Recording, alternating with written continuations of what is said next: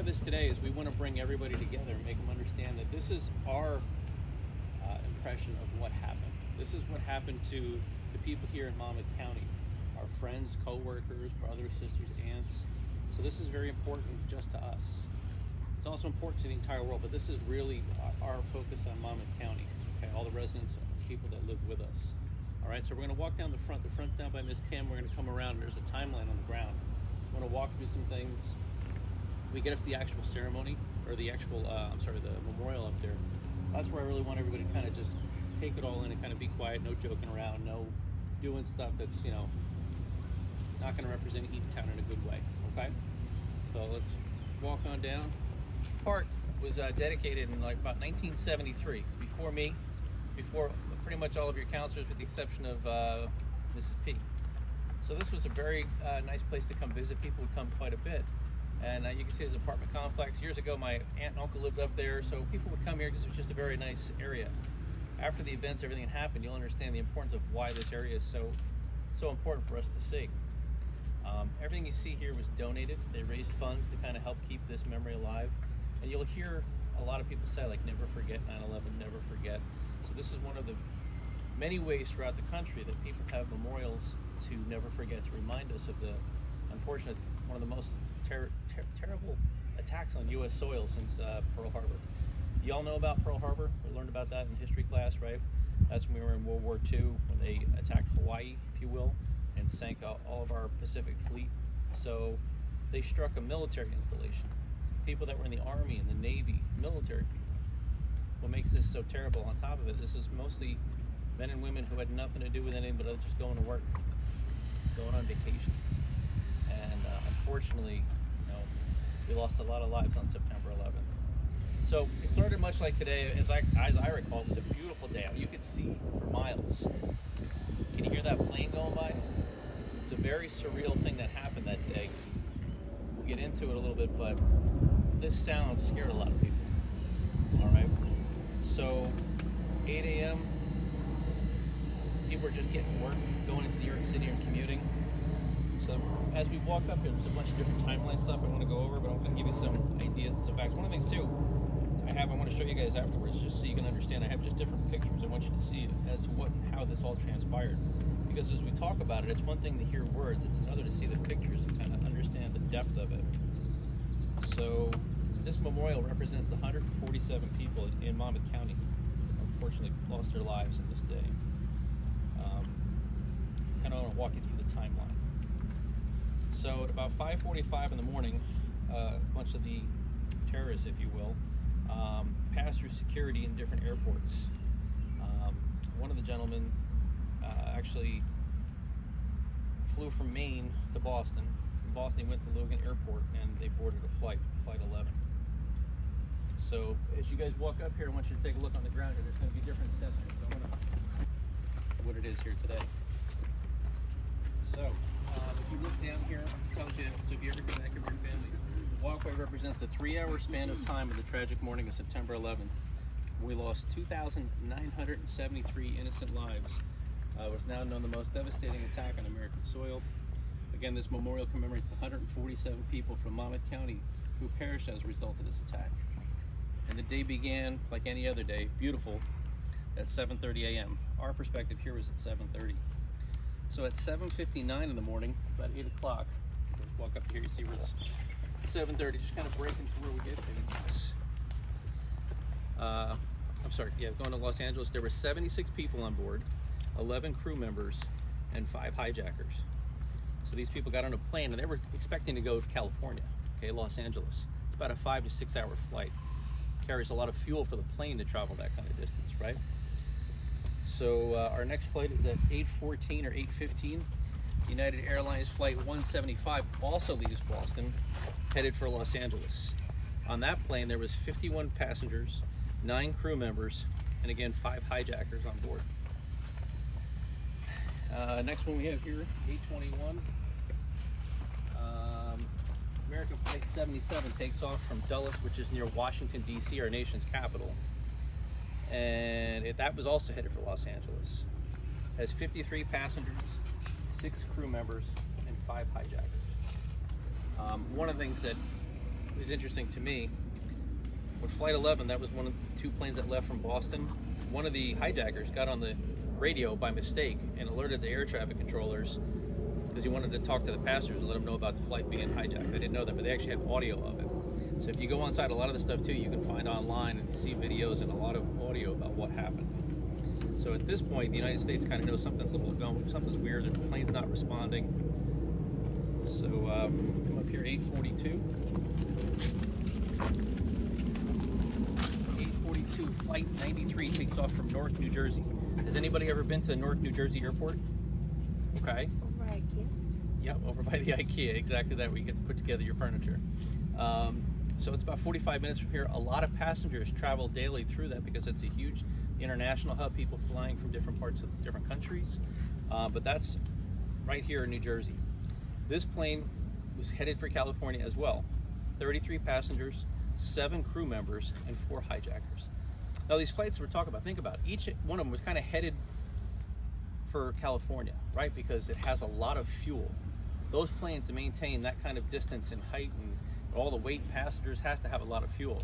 So that's kind of why the terrorists selected those flights to kind of hijack, because they knew they would have the biggest opportunity to utilize these airlines, unfortunately, as a weapon. So right here starts the 3 hours of our tragedy as we know it. So 8:46 a.m. There's people that had gotten to work that day. It was a beautiful day. It was a Monday. And most people go to work 8 o'clock in the morning, 8:30, 9 o'clock. They go to their office, maybe they're gonna have some coffee, maybe they have an early meeting. Some people get there, they go to the gym. At 8:46 a.m., the world changed for us because Flight 11, which left from Boston, crashed into the World Trade Center North Tower. It instantly killed all the people on board the plane, and it trapped all the employees on the 91st floor of this building, all the way from 91st floor up. So this is at 8:46 a.m. So now all of a sudden, all the news channels are covering this. And the interesting thing, because it happened in New York City, there's tons of news teams and coverage and helicopters. It's a very densely populated area, right? It's why they chose to pick that area to crash into, one of the reasons. So 8:46, and those times, you know, right now you have firemen, police officers, EMTs, ambulances rushing towards the building, and there's people trying to get out. But there's also announcements inside the World Trade Center saying, you know what, these buildings are okay, stay where you are, the fire department's gonna help. So they really didn't know how bad it was and what was going on. At about 17 minutes later, at 9:03, flight 175 crashes into the South Tower. Okay, all the people on board that plane perished instantly. And there was a lot of people that were in that tower who died. All right, so we're talking 17 minutes apart. Now we have 2 buildings that are giant fireballs came out of, the planes went into the building, and now they're smoking. These buildings, the smoke could be seen for miles and miles and miles. I'll get into a little bit about where I was and what happened, but I was about 45 miles away in New Brunswick, and I could see the building smoking. A lot of people talk about being able to see the buildings. Come on up here. So now we have that going on, right? People are now rushing to the second building. People are trying to get out. There's a lot of confusion. News stories are traveling about the first plane. Maybe it was an accident. Now that there's 2 planes that struck, they know it wasn't an accident. At 9:37 in the morning, Flight 77 crashes into the Pentagon. So all passengers aboard were killed instantly. Also 125 civilian and military personnel. So the Pentagon, I don't know if you guys know about it, is one of the military installations where all the armed services branches come together, and it's kind of like the head for our armed services. All right, it's where a lot of generals meet, a lot of very important people meet. They talk with the president. It's right near the White House, not too far out, and it's a very strategic area. Again, there's civilian contractors and military people who work there as well. So now there's no doubt that the United States is under attack, and people begin to be very upset, scared, panicked. Think about our 911 system. When you call 911, it'll never be busy. Half the city of New York called 911, and the phone wasn't busy because the signal just keeps, the phones get directed to call centers. When people are calling 911, if you call Eatontown and it's busy, you'll get Ocean Township's going to pick it up. If they can't pick it up, if you will, the call's going to get picked up in, say, Monmouth County. If they can't get it maybe south of us. Phone calls were being all the way out into Mississippi River. Almost half of the United States were getting phone calls from New York City because the 911 phone calls can't get answered, can't be delayed. So there's a lot of craziness going on. People don't know what's going on. They can't find their loved ones, can't talk to their loved ones. There's kids that are in schools. This is all being broadcast and everybody's kind of getting upset. At 9:45 in the morning, the president shut down all the U.S. airspace in something which was called Operation Yellow Ribbon. All civilian aircraft was basically said they had to land at their nearest airport. At 9:45, I'd say by 10 o'clock, there were no more planes in the air. You didn't hear anything. We heard that plane as we started talking, right? For about 4 days or 5 days afterwards, there were no aircraft flying. None. Because everything was grounded. So 9:57, 9:59 right here, passengers aboard Flight 93 begin to round up. So they know that their plane is being hijacked. They know that there's going to be a problem. So they decided to do something about it.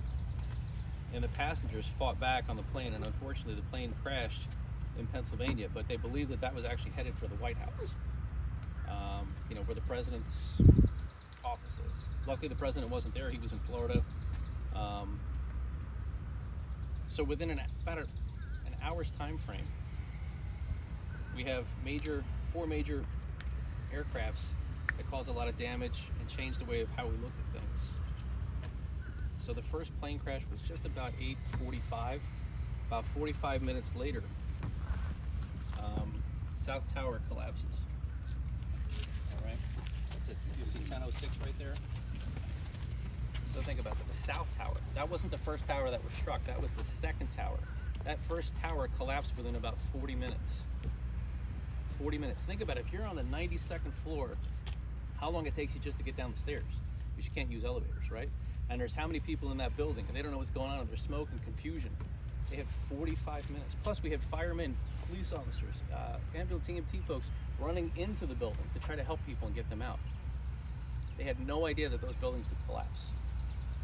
No idea. So after about 45 minutes, the tower collapses. This was just a quick picture so you can see. I remember seeing these pictures, but I could see in the distance, and the smoke was for, I'd say, several months coming out of here. So this was the image that a lot of us recognize. And all of a sudden, the first tower, the second tower collapsed. And there was only one tower. We had two, and now our skyline had changed forever. We only had one. Panic definitely set in. When that building came down, people were trapped under debris. There were people jumping out of the buildings because it was just so hot they couldn't take the heat. There were people calling their loved ones saying how much they love them and they're going to miss them and take care. There was a lot of stuff going on. Down on the ground, people were getting rained down on building parts. When the first building collapsed, they were covered in smoke, kind of like we had the past couple of days with the weather. It was almost like Mars out here. It looked completely different. Everything was covered in dust. The air quality was terrible. You couldn't see much. And this had just happened. And now the other building is still on fire. There's people trying to get in touch with their loved ones. All right, so get up here to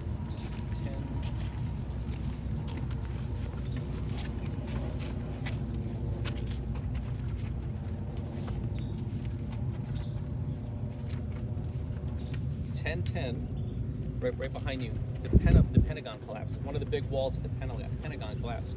So a plane had flown into the Pentagon, and now it was on fire, and they're trying to put it out, and one of the giant walls collapsed in this military installation. And right here at 1029, the North Tower falls. So now our skyline had nothing. It was just completely gone. It was actually very difficult for people to see. So I showed you the pictures before. I'll show you these before and after. So now we have a skyline that had a lot of smoke, and the two buildings that had been there since the early 70s were gone. Okay? And if you can see here, this ginormous crater, this is where those massive buildings were. There's a lot of debris. All that stuff kind of came down, and people were trapped underneath it. So for days, there were people that were trying to find them, body parts, you name it. So happened in a very short time. It took about an hour and a half for the first tower that was struck to fall. It took 40 minutes for the other one. The Pentagon wall fell pretty quick. But a lot of lives changed that day and a lot of things happened. So, as we get to here, you're gonna see some really cool stuff. For me, I say that it's cool is because we did a great job remembering all the people in Monmouth County. So the first thing I want you to notice is we walk up here, on the bottom, all the way around the bottom here in this circle, is an actual outline of our county. That's what Monmouth County looks like. This giant, these lines going all the way around. And in the center, that is where this memorial rests. The memorial has the names of the 147 people from our county that didn't survive. When you walk up and around here, I want you to look at all the different towns. There are people from Eatontown, Tinton Falls, Shrewsbury. I want you to see who was the youngest, who was the oldest person that perished. We have on top of here, there's an eagle, right? The eagle is the symbol of the United States. It's our bird, if you will. In the talon, the feet of the eagle, there's actually a piece of one of the steel beams from the World Trade Center. Okay. I want you to just kind of walk, take a look around. Again, take a look at the youngest person, who was the oldest person, and you're going to see some names maybe you might recognize. All right, but these were people that were brothers, sisters, friends, could be any type of family member. Okay, and I think being here, if it was clearer out, you could actually see right behind here, as you walk up this pathway, you would be able to see New York City back there and where the World Trade Center was. Unfortunately, because it's a little bit foggy, you can't see all that well. But they think they did a really good job, and like I said, this really was done well. And I really find that coming here and showing you this is a good start for us to do our part of never forgetting. Okay, so I want you to take a look around, then we're going to talk about, we have some very special people who could explain some things that happened, their perspective, their view. So come on up here and just take a look at all the different shade over here. You have